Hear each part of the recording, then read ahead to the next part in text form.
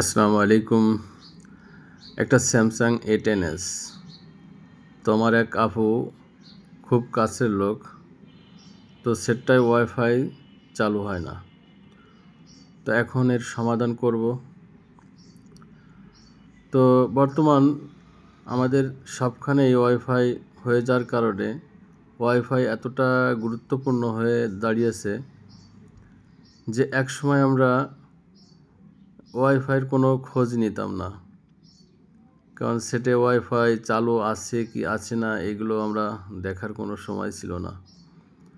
তখন ওয়াইফাই এতটা গ্রামগঞ্জে হয়ে ওঠেনি, যার কারণে আমাদের ওয়াইফাই কোনো প্রয়োজন হয়নি, বাট লাগেনি। যা হোক, এখন আমাদের সবখানেই ওয়াইফাইয়ের ব্যবস্থা আছে, যার কারণে সিমে কি হলো না হলো সেটা নয়, ওয়াইফাইটা খুবই জরুরি।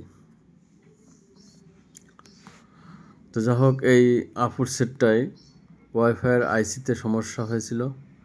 তো আলহামদুলিল্লাহ, আশা করা যায় সেটটা ওকে হয়ে যাবে।